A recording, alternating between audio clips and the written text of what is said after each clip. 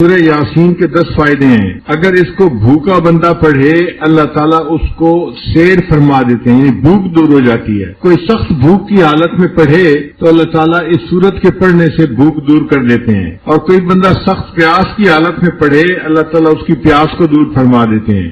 اگر کوئی بندہ پھٹا ہوا لباس ہے اور اس کو نیا لباس چاہیے، وہ اگر اس سورت کو پڑھے تو اللہ تعالیٰ اس کو نیا لباس عطا فرما دیتے ہیں۔ اور اگر کوئی کنوارا اس کو پڑھے اور اللہ سے دعا مانگے، اللہ اس کے لیے شادی کا انتظام فرما دیتے ہیں۔ بہت سارے نوجوان پریشان ہوتے ہیں کہ شادی کے انتظامات نہیں ہوتے، اور بہت ساری لڑکیاں بھی پریشان ہوتی ہیں کہ اچھے رشتے نہیں آتے، تو ان کے لیے کوئی اور عمل کرنے کی بجائے سورہ یاسین شریف کا معمول بنا لینا یہ بہتر ہے، چونکہ یہ حدیث پاک سے ثابت ہے۔ اگر کوئی بندہ خوف زدہ ہو اور سورہ یاسین شریف پڑھ لے، اللہ تعالیٰ اس کے خوف کو دور فرما دیتے ہیں۔ اگر کوئی بندہ قید ہو جائے اور قید میں سورہ یاسین کی تلاوت کرے، اللہ اس کو قید سے رہائی عطا فرما دیتے ہیں۔ اگر کسی بندے کی کوئی چیز گم ہو جائے اور وہ سورہ یاسین شریف پڑھے، اللہ گمشدہ چیز کو واپس دے دیتے ہیں یا اس کا کوئی بدل اس کو عطا فرما دیتے ہیں۔ کئی دفعہ بچے گھر سے گم ہو جاتے ہیں، یہ چیزیں گم ہو جاتی ہیں، تو سورہ یاسین شریف کا پڑھنا اس میں فائدہ دیتا ہے۔ اگر کوئی مریض ہو اور اس کے اوپر سورہ یاسین شریف پڑھی جائے،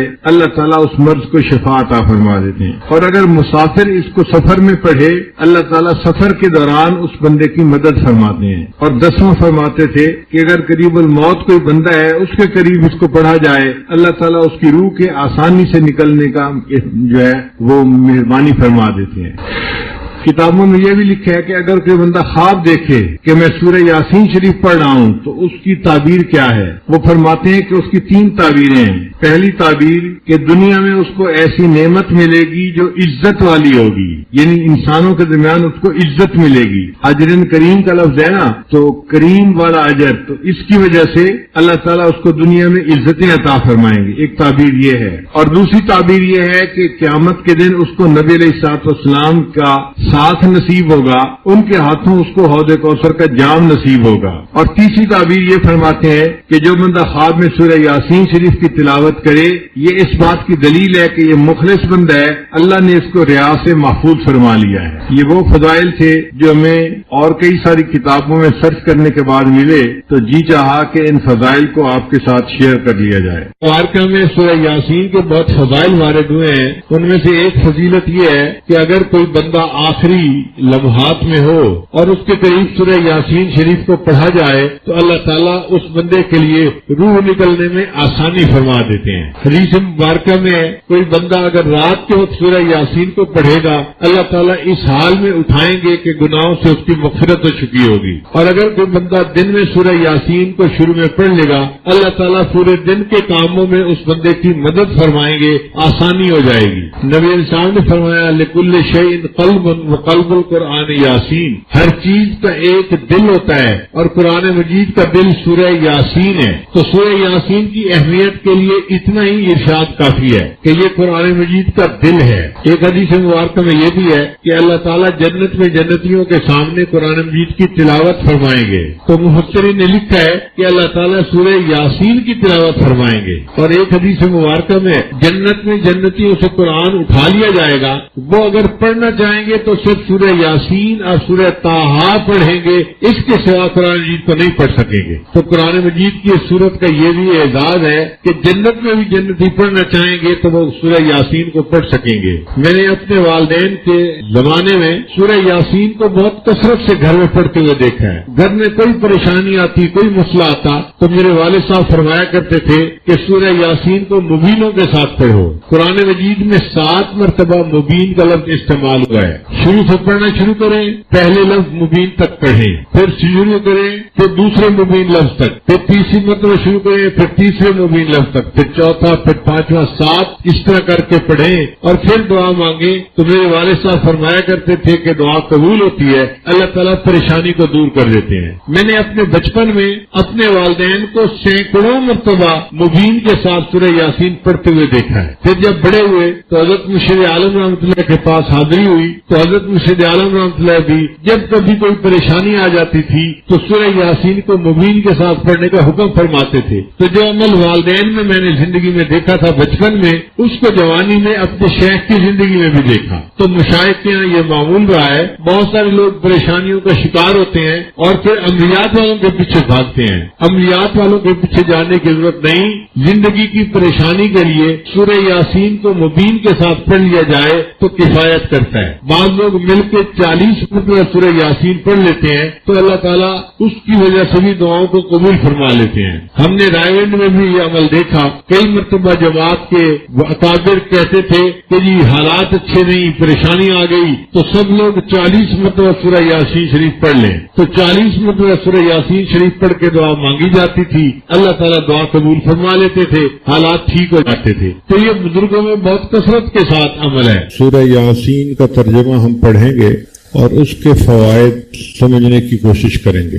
ایک ہوتی ہے تفسیر، وہ تو ایک مستقل فن ہے، علم ہے، وہ علماء کا کام ہے.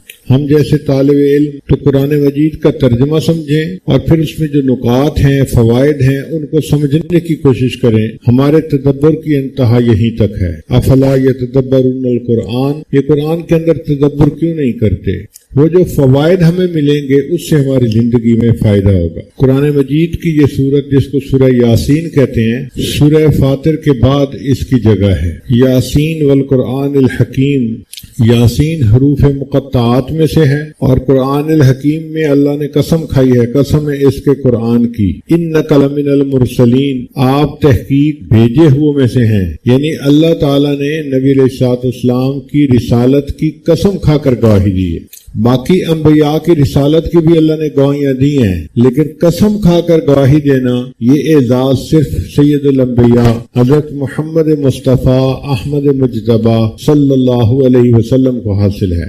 علی صراط مستقیم، آپ سیدھی راہ کے اوپر ہیں. تنزیل العزیز الرحیم، یہ قرآن اتارا گیا زبردست رحم والے نے، اتارا زبردست رحم والے نے. لتنذر قوما ما انذر آباؤہم فہم غافلون، تاکہ تو ڈرائے ایک قوم کو کہ جنہوں نے نہیں ڈر سنا ان کے باپ دادوں نے. فہم غافلون، لہذا وہ بے خبر ہیں. عربی زبان کے 29 حروف ہیں، ان کو حروف تہجی کہتے ہیں. ان میں اگر الف اور حمزہ اس کو ایک سمجھا جائے تو کل 28 بنتے ہیں، پھر 28 بنتے ہیں. ان 28 میں سے 14 حروف مقطعات میں استعمال ہوئے ہیں. ان کا علم اللہ تعالیٰ کے پاس ہے، یا اللہ نے اپنے پیارے حبیب صلی اللہ علیہ وسلم کو عطا کیا، یا اپنے پیارے اولیاء میں سے جس کو چاہا عطا کیا. چنانچہ امام ربانی حضرت مجد الثانی رحمۃ اللہ علیہ اپنے مکتوب میں لکھتے ہیں کہ اللہ تعالیٰ نے مجھے حروف مقطعات کا علم عطا فرمایا، اور جن دنوں یہ علم مجھے مل رہا تھا پورے سرہند شہر کے اوپر فرشتوں کا پہرا تھا کہ شیطان شہر میں ہی داخل نہ ہو سکے. اتنی حفاظت کے ساتھ ان کو حروف مقطعات کا علم عطا کیا گیا. حروف مقطعات کی تھوڑی سی تفصیل آج ہم سمجھ لیں. اس کے 3 حصے ہیں. پہلا ہے الف سے زال تک، یہ 9 حروف بنتے ہیں. الف با تا سا، اگر گنے تو الف سے زال تک کتنے بنتے ہیں؟ 9 حروف بنتے ہیں. ان میں الف اور ہا یہ 2 حروف استعمال ہوئے اور باقی 7 حروف کو چھوڑ دیا گیا. پھر اس کے درمیان وسط کے حروف ہیں، وہ را سے لے کے غین تک بنتے ہیں. یہ کل 10 حروف ہیں. را سے لے کے غین تک کتنے حروف ہیں؟ 10 حروف ہیں. ان میں سے اللہ تعالیٰ نے ایک حرف کو لے لیا، ایک حرف کو چھوڑ دیا، ایک حرف کو لے لیا، ایک کو چھوڑ دیا. مثلا را کو لیا، زا کو چھوڑ دیا. سین کو لیا، شین کو چھوڑ دیا. صاد کو لیا، زود کو چھوڑ دیا. تو کو لیا، زو کو چھوڑ دیا. عین کو لیا اور غین کو چھوڑ دیا. یہ جو درمیان کے حروف تھے ان میں ایک کو لے لیا، ایک کو چھوڑ دیا، ایک کو لے لیا، ایک کو چھوڑ دیا. یہ ترتیب ہے. تو یہ 5 حروف بن گئے. تو 2 پہلے تھے اور 5 یہ کتنے ہو گئے؟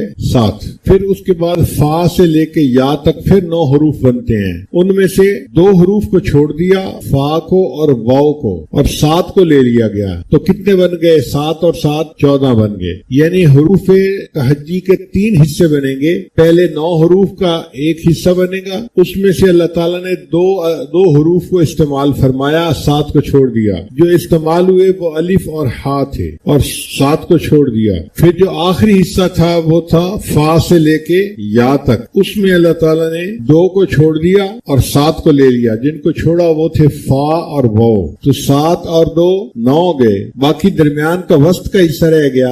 وسط کے حصے میں 10 حروف بنتے ہیں را سے لے کے غین تک۔ اب 10 میں سے ایک لیں، ایک چھوڑیں تو کتنے بنتے ہیں؟ 5 بنتے ہیں، تو 9 اور 5 14، تو کل 14 حروف حروف مقطعات میں استعمال ہوئے ہیں۔ اب اس میں بھی کوئی نقطہ ہے کہ 14 حروف کیوں استعمال ہوئے؟ وہ اس لیے کہ ان حروف مقطعات نے پوری انسانیت کو لاجواب کر دیا۔ اللہ تعالیٰ نے فرمایا کہ دیکھو جو زبان تم بولتے ہو انہی حروف سے بنی ہوئی زبان یہ قرآن میں نے اتارا ہے، تو آدھے حروف سے میں اپنے قرآن میں استعمال کر رہا ہوں اور باقی 14 حروف تمہارے لیے چھوڑ رہا ہوں، تم باقی 14 حروف سے اس کے مقابلے کی کوئی صورت بنا دو یا کوئی کلام بنا کر دکھا دو۔ تو حروف تہجی کتنے ہیں؟ 29 ہیں، لیکن ان میں الف اور حمزہ ایک ہیں، تو اس لحاظ سے کتنے ہو گئے؟ 28 ہو گئے۔ ان 28 میں سے کتنے حروف استعمال ہوئے ہیں حروف مقطعات میں؟ 14 حروف استعمال ہوئے۔ اس کی ترتیب کیا ہے؟ 3 حصے بنائے گئے۔ پہلا حصہ ہے الف سے لے کے زال تک، الف سے لے کے زال تک، ان میں سے 2 حروف استعمال ہوئے اور 7 کو چھوڑ دیا گیا۔ دوسرا حصہ ہے آخری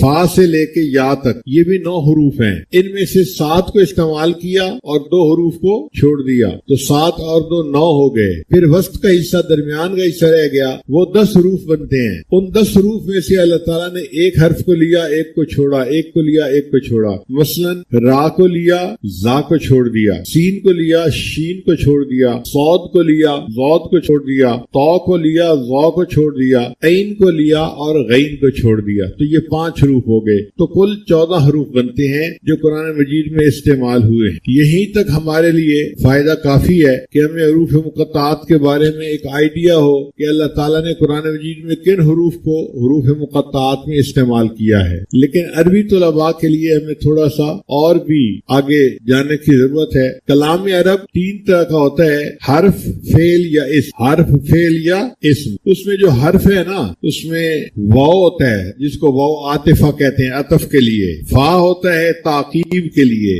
حمزہ ہوتا ہے استفہام کے لیے، کاف ہوتا ہے تشبیہ کے لیے اور با ہوتا ہے الصاق کے لیے۔ پھر کبھی کبھی یہ 2 حروف پر مشتمل ہوتا ہے، جیسے کمن تبعیض کے لیے، او تخییر کے لیے، للاستفہام استفہام کے لیے، اور انا شرط کے لیے۔ اور کبھی کبھی یہ 3 حروف ہوتے ہیں، الیہ اور علیہ۔ جو اسم اور فعل ہے وہ بھی 3 حروف پر ہوتے ہیں، جیسے فعل ہے الا یعلو اور علا یعلو۔ کبھی کبھی اسم اور فعل 4 پر بھی آتے ہیں اور کبھی کبھی 5 حروف پر بھی آتے ہیں، جیسے فجل، سجل اور جردہل، یہ 5 حروف پر مشتمل ہیں۔ اب ان میں قرآن مجید نے کن کن حروف کو کہاں کہاں استعمال کیا یہ ایک راز ہے، یہ کوئی نہیں جانتا کہ اللہ تعالیٰ نے کہیں پر ایک حرف استعمال کیا ہے جیسے قاف، نون، طا، اور کہیں کہیں پہ 2 حروف استعمال ہوئے ہیں جیسے حامیم، طاسین، طٰہٰ، یاسین، اور کہیں کہیں قرآن مجید میں 3 حروف استعمال ہوئے ہیں، الف لام میم، طاسین میم، الف لام را، اور کہیں 4 حروف استعمال ہوئے ہیں، الف لام میم را، الف لام میم صاد، اور کہیں پر 5 حروف استعمال ہوئے ہیں، ہا میم عین سین قاف اور کاف ہا یا عین صاد۔ اللہ تعالیٰ نے کس حکمت بھی بنا پر کہاں ایک حرف پسند فرمایا، کہاں 2، کہاں 3، کہاں 4، کہاں 5، اس کی حکمت کو کوئی نہیں جانتا۔ اس کے سامنے عرب لوگوں کی زبانیں گنگ ہو گئیں کہ واقعی یہ عام حروف سے بنا ہوا کلام ہے، لیکن اس کی حکمتوں کو ہم میں سے کوئی نہیں سمجھ سکتا۔ 1400 سال سے آج تک قرآن مجید کا یہ دعویٰ اپنی جگہ موجود ہے کہ اگر تم ایک صورت ایسی بنا کے دکھا سکتے ہو تو بنا کے دکھاؤ۔ آپ اندازہ لگائیے، وہ کفار جو مخالفت کرتے تھے، جو بڑے زبان کے ماہر تھے، جو اسلام کی مخالفت میں خود قتل ہو گئے، اپنی اولادوں کو قتل کروا دیا، اگر وہ اس چیلنج کو قبول کر سکتے ہوتے تو کیوں نہ قبول کر لیتے؟ وہ فوراً جواب دیتے جی ہم بنا کے دکھاتے ہیں۔ لیکن آج تک قرآن مجید کے اس کے دعوے کو کوئی قبول نہ کر سکا۔ اس کا مطلب یہ ہے کہ واقعی یہ قرآن مجید کا ایسا دعویٰ ہے کہ جس کا کوئی آج تک جواب نہیں دے سکا، نہ دے سکے گا۔ بعض مفسرین نے کچھ حروف کے معنی بیان کیے ہیں سمجھنے کی خاطر۔ مثال کے طور پر الف لام میم، یہ 3 حروف ہیں۔ وہ فرماتے ہیں الف سے مراد اللہ اور میم سے مراد محمد صلی اللہ علیہ وسلم اور لام سے مراد جبرائیل جو اللہ اور اس کے نبی کے درمیان واسطہ بنے، قرآن مجید کو اللہ سے لے کر نبی علیہ السلام تک لائے۔ تو انہوں نے اس طرح کچھ حروف کے معانی بھی بتائے ہیں۔ الف لام میم، الف سے مراد اللہ اور میم سے مراد محمد صلی اللہ علیہ وسلم اور لام سے مراد جبرائیل کہ وہ جبرائیل واسطہ بنے اور اللہ تعالیٰ کا کلام نبی علیہ السلام تک پہنچانے والے بنے. بعض حروف کو اگر جمع کیا جائے تو یہ نام بھی بن جاتا ہے، جیسے الف لام را، ایک جگہ پر یہ حروف مقطعات آئے ہیں، اور حامیم یہ بھی آئے ہیں، اور نون یہ حرف بھی آیا ہے. اگر ان تینوں کو ملائیں تو یہ الرحمن بنتا ہے. اب الرحمن کے اس لفظ کو اس طرح ڈیوائیڈ کر کے صورتوں کے آگے لانے میں کیا حکمت ہے، یہ اللہ تعالیٰ ہی بہتر جانتا. سچی بات تو یہ ہے کہ یہ حروف اللہ اور اس کے پیارے حبیب صلی اللہ علیہ وسلم کے درمیان اشارات ہیں، یہ راز ہیں. جہاں محبت کا تعلق ہوتا ہے نا، وہاں پہ پورا لفظ بولنے کی ضرورت نہیں ہوتی، ایک حرف ہی پیغام پہنچا دیتا ہے. ایک شاعر تھا، اپنے محبوب کے ساتھ جا رہا تھا تو محبوب کی سواری آگے نکل گئی تو اس نے اس پر شعر کہا، لا تحسبی ان نسین الایجاف، کہ تو یہ نہ سمجھ کہ ہم اونٹ کو دوڑانا بھول گئے ہیں. فقلت لہا کفی فقالت لی کاف، میں نے اسے پکارا کفی. کف کہتے ہیں رک جانے کو، اگر مرد ہو تو کف کہیں گے، اگر عورت ہو تو تسنیہ کا صیغہ کفی کہیں گے. تو میں نے کہا کہ رک جاؤ، تو اس نے مجھے کہا کہ تمہیں پورا لفظ بولنے کی کیا ضرورت ہے، اگر کفی کہو گے تو سب سمجھ جائیں گے کہ تم رکنے کا اشارہ کر رہے ہو. تم اگر صرف قاف ہی کہہ دیتے تو میں تمہارے پیغام کو سمجھ جاتی. تو پورا لفظ بولنے کی ضرورت نہیں، ایک حرف بولنا کافی ہے. اس سے پتہ چلتا ہے کہ جس طرح عاشق و معشوق ایک دوسرے کے ساتھ ایک حرف میں کوڈ میں بات کر جاتے ہیں، اللہ تعالیٰ نے بھی اپنے پیارے حبیب صلی اللہ علیہ وسلم کے ساتھ حروف مقطعات میں کوڈ کے ذریعے سے پیغام پہنچا دیا، ان کے ساتھ باتیں کر لی، اور ان باتوں کو مخلوق کو کچھ پتہ نہیں چلا. البتہ اتنی بات ہے کہ جتنی صورتوں کے سامنے، جتنی صورتوں کے شروع میں الف کا حرف آیا ہے، اس صورت میں قرآن مجید کا تذکرہ ضرور ہوا ہے. جن صورتوں کے شروع میں تو کا حرف آیا ہے ان میں حضرت موسیٰ علیہ السلام کا تذکرہ بھی ہوا اور اژدہا کے واقعے کا تذکرہ بھی ہوا. اور اگر آپ غور کریں، اژدہا جب بیٹھا ہوتا ہے تو تا کے حرف سے مشابہ ہوتا ہے، اور جس صورت کے شروع میں نون آیا ہے اس کے بعد قلم کا تذکرہ آیا ہے. اگر آپ دیکھیں تو نون کا جو حرف ہے نا، وہ دوات کی مانند نظر آتا ہے، جیسے دوات کی شکل ہوتی ہے، نون کا حرف اس طرح لکھا جاتا ہے. تو جہاں نون کا حرف آیا وہاں اللہ نے قلم کا بھی تذکرہ کر دیا. اب اس کو یاد رکھنے کے لیے ہم ایک دفعہ پھر دہرا لیتے ہیں تاکہ ہمیں سبق یاد رہے. عربی زبان کے کتنے حروف تہجی ہیں؟ 29. ان میں سے 2 حرف ایک جیسے ہیں، جیسے حمزہ اور الف. تو پھر کل کتنے پیچھے بچ گئے؟ 28 بچ گئے. اب ان 28 میں سے حروف مقطعات میں کتنے حروف استعمال ہوئے ہیں؟ 14 حروف. اللہ تعالیٰ نے آدھے حروف کو استعمال کیا. اس میں کیا حکمت ہے؟ اس میں حکمت یہ ہے کہ اللہ تعالیٰ نے یہ بتلایا کہ دیکھو آدھے حروف میں اپنی کتاب میں استعمال کر رہا ہوں، اب اس کا جواب دینے کے لیے باقی آدھے حروف تم استعمال کر لو اور اس قرآن کی طرح ایک اور قرآن بنا کے دکھا دو. پھر فرمایا اگر تم قرآن نہیں بنا سکتے ایک سورت بنا کے دکھا دو. پھر فرمایا کہ تم ایک سورت بھی نہیں بنا سکو گے، تم 10 آیتیں بنا کے دکھا دو. آخر پر یہاں تک فرما دیا کہ تم 10 آیتیں بھی نہیں بنا سکو گے، ایک آیت قرآن جیسی بنا کے دکھا دو. اور عرب جو اپنے آپ کو بڑے ماہر زبان کہتے تھے، وہ قرآن مجید کی آیات جیسی ایک آیت بھی بنا کے پیش نہ کر سکے. ان میں سے ایک آدمی نے کوشش بھی کی مگر اس کی کوشش پر خود عرب لوگ ہنسنے لگ گئے. الفیل و مل فیل و ما ادراک مل فیل. تو اللہ تعالیٰ کا قرآن واقعی اللہ کا کلام ہے اور اس کا جواب مخلوق کے لیے دینا ناممکن ہے، کوئی دے ہی نہیں سکتا. اور 1 مہینہ 2 مہینہ کی بات نہیں، 1400 سال اس دعوے میں گزر گئے، اور ان 1400 سال میں عربوں میں کتنے زبان دان گزرے، نکتہ دان گزرے، عقل مند لوگ گزرے. اگر یہ کام کر سکتے ہوتے تو وہ کر چکے ہوتے اب تک، مگر آج تک کوئی نہ کر سکا. یہ قرآن مجید کی حقانیت کھلی دلیل ہے. اب یہ 14 حروف اللہ تعالیٰ نے کیسے پسند فرمائے؟ تو حروف مقطعات کے 3 حصے ہیں. پہلے 9 حروف الف سے لے کے زال تک. پہلے 9 حروف کہاں تک ہیں؟ الف سے لے کے زال تک. ان میں سے الف اور ہا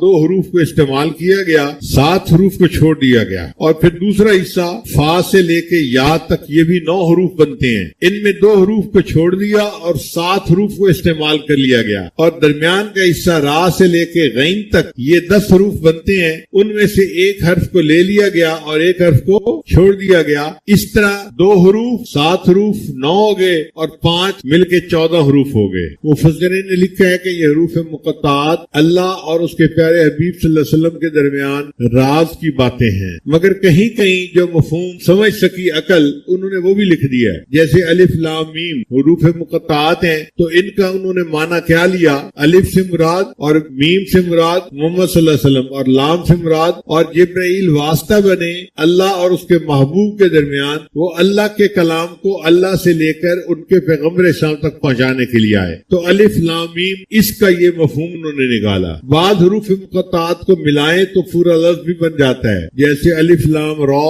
حامیم اور نون۔ ان حروف مقطعات کو ملائیں تو الرحمن کا لفظ بنتا ہے۔ اب اللہ تعالیٰ نے اپنے اسم گرامی الرحمن کو مختلف صورتوں کے آگے کس طرح تقسیم فرمایا، اب اس کی حکمت کو اللہ ہی بہتر جانتا ہے، ہماری عقلیں نہیں اس تک پہنچ سکتی۔ سب سے بہتر جواب یہی ہے کہ یہ حروف مقطعات اللہ اور اس کے محبوب صلی اللہ علیہ وسلم کے درمیان اشارات ہیں، راز ہیں، میان عاشق و معشوق رمزیز کرامن کاتبین ہم خبر نیز۔ عاشق اور معشوق کے درمیان کچھ ایسے اشارات ہوتے ہیں کہ وہ آپس میں ایک دوسرے کو پیغام پہنچا جاتے ہیں اور اس کا فرشتوں کو بھی پتہ نہیں چلتا۔ اس کے لیے ایک شعر ہے کہ شاعر نے اپنی محبوبہ کو روکنے کے لیے کہا کفی، اس نے آگے سے کہا کاف، پورا حرف بولو گے، لفظ بولو گے تو لوگ سمجھ جائیں گے تم کیا کہنا چاہتے ہو۔ تم نے مجھے پیغام پہنچانا ہے نا، تو صرف ایک حرف بول دو کاف، تو میں سمجھ جاؤں گی تم مجھے رکنے کے لیے کہہ رہے ہو۔ فقلت لہا کفی فقالت لی کاف۔ اب یاسین کا جو لفظ ہے اس کے بارے میں مفسرین کے کچھ اقوال ہیں۔ بعض فرماتے ہیں کہ یہ یا انسان کا معنی رکھتا ہے، انسان کی اس میں تصغیر بنائے نا تو انیسین بنتی ہے، تو اس میں سے انہیں کو نکال کے اس کی جگہ حرف یا ندا لگا دو تو یاسین لفظ بن جائے گا، تو یہ گویا یا انسان کا لفظ ہے۔ بعض نے کہا کہ نہیں، یہ اللہ تعالیٰ کے ناموں میں سے ایک نام ہے اور اس کی حقیقت کو اللہ بہتر جانتے ہیں۔ اسی وجہ سے امام مالک رحمۃ اللہ فرماتے تھے کہ یاسین لفظ نام رکھنا بندے کے لیے جائز نہیں ہے، امام مالک رحمۃ اللہ فرماتے تھے، مگر علماء نے اس میں آسانی کر دی۔ وہ کہتے ہیں کہ اگر کوئی یاسین نام رکھے تو یاسین اس طرح لفظ نہ لکھے جس طرح قرآن مجید میں لکھا ہوا ہے، بلکہ یا اور الف ساتھ ملائے اور آگے سین لکھ دے۔ تو قرآن مجید کی آیت ہے سلام علی الیاسین، تو الیاسین کے اوپر پھر یاسین کا لفظ کہنا جائز ہو جائے گا۔ تو جن لوگوں کے نام یاسین ہیں وہ یاسین جو سورہ یاسین آگے ہے اس طرح نہ لکھیں بلکہ الف کے ساتھ لکھیں تاکہ الیاسین کے وزن پہ ان کا نام بن جائے۔ حدیث مبارکہ میں سورہ یاسین کے بہت فضائل وارد ہوئے ہیں، ان میں سے ایک فضیلت یہ ہے کہ اگر کوئی بندہ آخری لمحات میں ہو اور اس کے قریب سورہ یاسین شریف کو پڑھا جائے تو اللہ تعالیٰ اس بندے کے لیے روح نکلنے میں آسانی فرما دیتے ہیں۔ حدیث مبارکہ میں ہے کوئی بندہ اگر رات کے وقت سورہ یاسین کو پڑھے گا اللہ تعالیٰ اس حال میں اٹھائیں گے کہ گناہوں سے اس کی مغفرت ہو چکی ہوگی، اور اگر کوئی بندہ دن میں سورہ یاسین کو شروع میں پڑھ لے گا اللہ تعالیٰ پورے دن کے کاموں میں اس بندے کی مدد فرمائیں گے، آسانی ہو جائے گی۔ نبی علیہ السلام نے فرمایا لکل شیء قلب وقلب القرآن یاسین، ہر چیز کا ایک دل ہوتا ہے اور قرآن مجید کا دل سورہ یاسین ہے۔ تو سورہ یاسین کی اہمیت کے لیے اتنا ہی ارشاد کافی ہے کہ یہ قرآن مجید کا دل ہے۔ ایک حدیث مبارکہ میں یہ بھی ہے کہ اللہ تعالیٰ جنت میں جنتیوں کے سامنے قرآن مجید کی تلاوت فرمائیں گے، تو مفسرین نے لکھا ہے کہ اللہ تعالیٰ سورہ یاسین کی تلاوت فرمائیں گے۔ اور ایک حدیث مبارکہ میں جنت میں جنتیوں سے قرآن اٹھا لیا جائے گا، وہ اگر پڑھنا چاہیں گے تو صرف سورہ یاسین اور سورہ طٰہٰ پڑھیں گے، اس کے سوا قرآن مجید کو نہیں پڑھ سکیں گے۔ تو قرآن مجید کی اس سورت کا یہ بھی اعزاز ہے کہ جنت میں بھی جنتی پڑھنا چاہیں گے تو وہ سورہ یاسین کو پڑھ سکیں گے۔ میں نے اپنے والدین کے زمانے میں سورہ یاسین کو بہت کثرت سے گھر میں پڑھتے ہوئے دیکھا ہے۔ گھر میں کوئی پریشانی آتی، کوئی مسئلہ آتا تو میرے والد صاحب فرمایا کرتے تھے کہ سورہ یاسین کو مبینوں کے ساتھ پڑھو۔ قرآن مجید میں 7 مرتبہ مبین کا لفظ استعمال ہوا ہے۔ شروع سے پڑھنا شروع کریں، پہلے لفظ مبین تک پڑھیں، پھر شروع کریں، پھر دوسرے مبین لفظ تک، پھر تیسری مرتبہ شروع کریں، پھر تیسرے مبین لفظ تک، پھر چوتھا، پھر پانچواں، 7 اس طرح کر کے پڑھیں اور پھر دعا مانگیں۔ تو میرے والد صاحب فرمایا کرتے تھے کہ دعا قبول ہوتی ہے، اللہ تعالیٰ پریشانی کو دور کر دیتے ہیں۔ میں نے اپنے بچپن میں اپنے والدین کو سینکڑوں مرتبہ مبین کے ساتھ سورہ یاسین پڑھتے ہوئے دیکھا ہے۔ پھر جب بڑے ہوئے تو حضرت مرشد عالم رحمۃ اللہ کے پاس حاضری ہوئی تو حضرت مرشد عالم رحمۃ اللہ بھی جب کبھی کوئی پریشانی آ جاتی تھی تو سورہ یاسین کو مبین کے ساتھ پڑھنے کا حکم فرماتے تھے۔ تو جو عمل والدین میں نے زندگی میں دیکھا تھا بچپن میں، اس کو جوانی میں اپنے شیخ کی زندگی میں بھی دیکھ۔ تو مشائخ کے یہاں یہ معمول رہا ہے، بہت سارے لوگ پریشانیوں کا شکار ہوتے ہیں اور پھر عملیات والوں کے پیچھے بھاگتے ہیں۔ عملیات والوں کے پیچھے جانے کی ضرورت نہیں، زندگی کی پریشانی کے لیے سورہ یاسین یاسین کو مبین کے ساتھ پڑھ لیا جائے تو کفایت کرتا ہے. بعض لوگ مل کے 40 مرتبہ سورہ یاسین پڑھ لیتے ہیں تو اللہ تعالیٰ اس کی وجہ سے بھی دعاؤں کو قبول فرما لیتے ہیں. ہم نے رائے ونڈ میں بھی یہ عمل دیکھا. کئی مرتبہ جماعت کے اکابر کہتے تھے کہ جی حالات اچھے نہیں، پریشانی آ گئی، تو سب لوگ 40 مرتبہ سورہ یاسین شریف پڑھ لیں. تو 40 مرتبہ سورہ یاسین شریف پڑھ کے دعا مانگی جاتی تھی، اللہ تعالیٰ دعا قبول فرما لیتے تھے، حالات ٹھیک ہو جاتے تھے. تو یہ بزرگوں میں بہت کثرت کے ساتھ عمل ہے. اب سوال پیدا ہوتا ہے کہ سورہ یاسین کو قرآن مجید کا دل کیوں کہا گیا، قلب کیوں کہا گیا؟ تو مفسرین نے لکھا ہے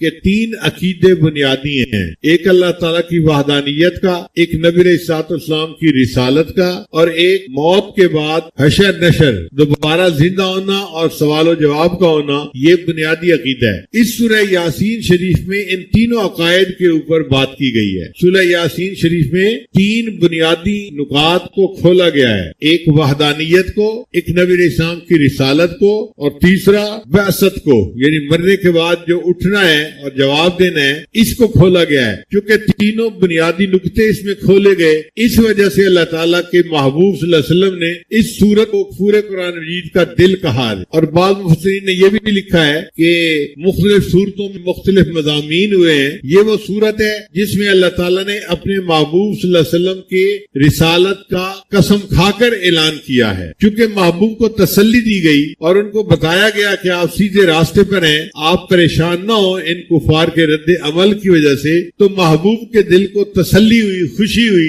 اسی لیے اس کو قرآن مجید کا قلب کہا گیا. یہ بھی نقطہ ذہن میں رکھیے کہ اللہ تعالیٰ نے قرآن مجید میں جہاں باقی انبیاء کو پکارنا تھا نام سے پکارا، یا آدم، یا نوح، یا ابراہیم، یا یحییٰ، یا موسیٰ، یا عیسیٰ، مختلف انبیاء کو پکارنا تھا تو ان کے نام لے کر پکارا گیا. لیکن جب اپنے محبوب صلی اللہ علیہ وسلم کی باری آئی تو اللہ تعالیٰ نے اپنے محبوب صلی اللہ علیہ وسلم کو نام لے کے کہیں نہیں پکارا. پورے قرآن مجید میں یا محمد کا لفظ کہیں نظر نہیں آئے گا. اللہ نے ان کو القاب سے پکارا، یا ایھا الرسول، یا ایھا النبی، یا ایھا المزمل، یا ایھا المدثر. اللہ نے القاب کے ساتھ اپنے محبوب کو خطاب فرمایا. تو یہ جو یاسین ہے یہ بھی گویا نبی علیہ السلام کا نام تھا، صفاتی نام تھا، اور اللہ تعالیٰ نے اپنے محبوب صلی اللہ علیہ وسلم کے نام سے ان کو اس طرح پکارا. بعض احادیث میں ہے کہ طٰہٰ بھی نبی علیہ السلام کا نام ہے، اس لیے ایک سورت کے سامنے طٰہٰ کے حروف آئے ہیں. تو آج کا درس ہم اسی حد تک رکھیں گے. گویا ہم نے حروف مقطعات کے بارے میں کچھ پڑھا کہ یہ 28 ہیں اور ان میں سے 14 استعمال ہوئے ہیں اور باقی 14 کو اللہ نے چھوڑ دیا مخالفین کے لیے کہ تم اس جیسا کلام بنا کے دکھاؤ. 14 حروف کو میں نے اپنی کتاب میں استعمال کیا اور باقی 14 حروف کو استعمال کر کے تم اس کا جواب لکھ کر بتاؤ. مگر قرآن مجید کا یہ دعویٰ ایسا تھا کہ جس چیلنج کو کسی نے قبول نہ کیا، اور آج 1400 سال گزارنے کے بعد بھی یہ بات اپنی جگہ سچ ہے کہ یہ کلام الہی ہے، کسی انسان کا کلام نہیں ہے. کسی شاعر کا کلام ہوتا، کسی بندے کا کلام ہوتا تو اور بندے بھی بنا سکتے، لیکن جب کوئی نہ بنا سکا اس کا مطلب یہ مخلوق کا کلام نہیں، یہ خالق کا کلام ہے. اور مخلوق کے عقل و دانش سے بلند تر ہے، کوئی جرات ہی نہیں کر سکتا. ایک قرآن بنانا تو کیا ایک سورت نہیں بنا سکتے، ایک سورت کیا 10 آیتیں نہیں بنا سکتے، 10 آیتیں کیا ایک آیت قرآن جیسی نہیں بنا سکتے. تو یہ اللہ کا کلام اتنا عظیم ہے کہ اس جیسی ایک آیت بھی بنا کر پیش کرنا ناممکن ہے. پھر یہ جو حروف مقطعات ہیں یہ اللہ کے محبوب صلی اللہ علیہ وسلم کے اور اللہ کے درمیان راز ہیں. جیسے الف لام میم، الف سے مراد اللہ، میم سے مراد محمد صلی اللہ علیہ وسلم، اور لام سے مراد جبرائیل علیہ السلام. کہ اللہ کا پیغام محمد صلی اللہ علیہ وسلم تک پہنچنا تھا اور پہنچانے والے کون تھے؟ وہ جبرائیل علیہ السلام تھے جو واسطہ بن گئے. اور اکثر جن صورتوں کے سامنے الف کا حرف استعمال ہوا ہے اس میں قرآن مجید کا تذکرہ ضرور ہے. الف لام میم ذالک الکتاب لا ریب فیہ، الف لام را تلک آیات الکتاب المبین. تو الف کا جہاں بھی حرف آیا ہے آگے کی آیات میں قرآن مجید کا تذکرہ ضرور آیا ہے. اور جس سورت کے آگے طا کا حرف آیا ہے اس سورت میں حضرت موسیٰ علیہ السلام کا تذکرہ آیا ہے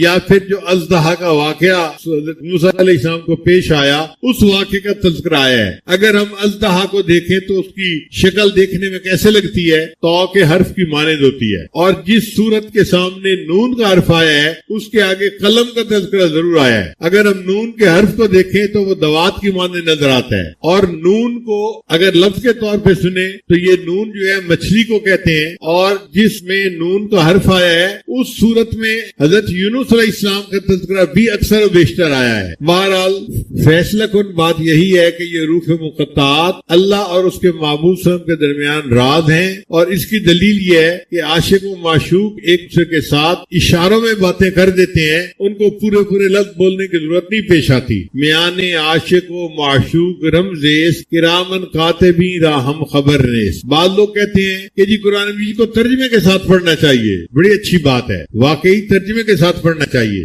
لیکن جو بچے بغیر ترجمے کے پڑھتے ہیں وہ اس کے مخالفت کرتے ہیں. یہ غلط بات ہے. وہ کہتے ہیں جی طوطے کتنا بیٹھے رٹ رہے ہیں, کیا ضرورت ہے اس کی؟ بھائی بغیر معنی کے بھی اگر پڑھ رہے ہیں تو پھر بھی پڑھنا ثواب ہے. مجھے جرمنی میں ایک صاحب مل گئے, کہنے لگے جی یہ طوطے کتنا رٹنے کا کیا فائدہ جب سمجھ ہی نہیں آ رہی. تو ان کا قرآن مجید کا ہلکا ہوتا تھا. تو میں نے کہا کہ آپ پورے قرآن مجید کو سمجھ کے پڑھتے ہیں؟ کہنے لگا ہاں میں تو ہلکا کرواتا ہوں, پورے قرآن مجید کو سمجھ کے پڑھتا ہوں. میں نے کہا اچھا ترجمہ کرو, کاف ہا یا عین صاد, اس کا ترجمہ کیا ہے؟ اب میرا منہ دیکھنے لگا. میں نے کہا کرو نا ترجمہ. کہنے لگا جی اس کا ترجمہ تو میں نہیں کر سکتا. میں نے کہا اگر یہ بغیر ترجمے کے ہر لفظ پڑھا اور اس پر اللہ نے اجر دیا تو باقی قرآن مجید کو بغیر ترجمے کے پڑھیں گے تو اللہ کیوں اجر ادا نہیں فرمائیں گے؟ اس پر بھی اجر ملے گا. تو قرآن مجید کو سمجھ کے پڑھیں تو بھی اجر ملتا ہے, بن سمجھے پڑھیں تو بھی کلام الہی ہے, پھر بھی انسان کو اجر ملتا ہے. پڑھنا چاہیے. تو اللہ تعالیٰ نے یاسین کے حروف کے بعد پھر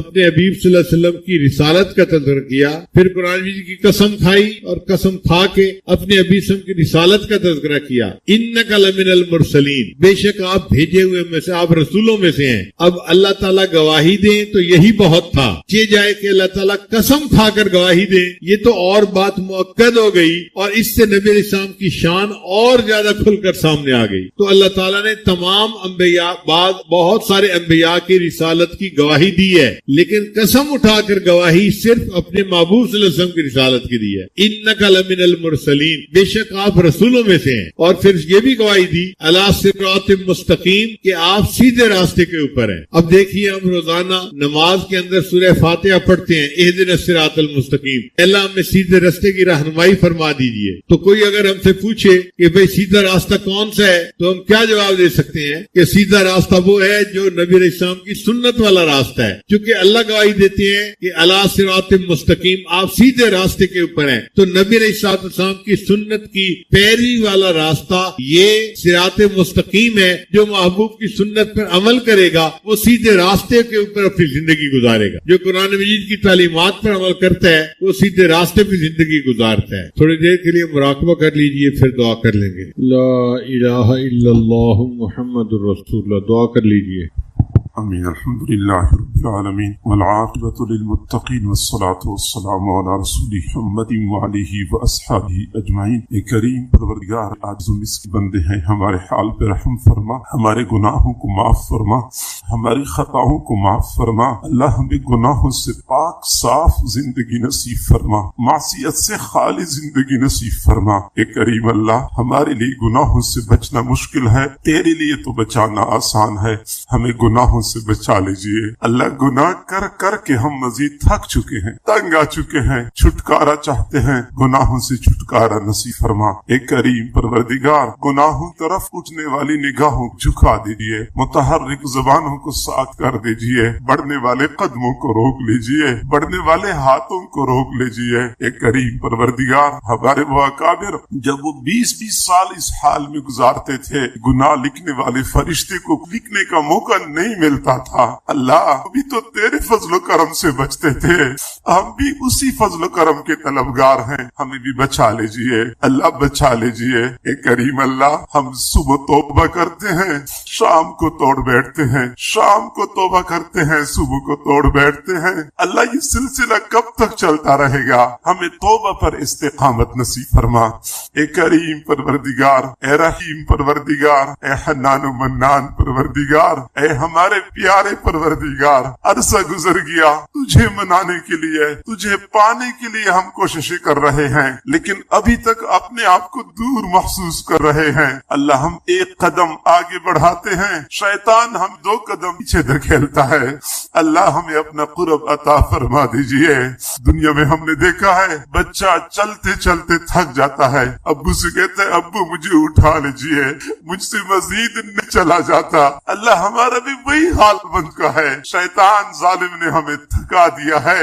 اللہ ہمیں اپنا قرب نصیب فرما، نفس اور شیطان کے مکر و فریب سے محفوظ فرما۔ اے کریم پروردگار، بہت دل کرتا ہے ان زلفوں کو دیکھ لیں جن کو تو نے واللیل فرمایا ہے، ان رخساروں کو دیکھ لیں جن کو تو نے والضحیٰ فرمایا ہے۔ اللہ ہم ایسے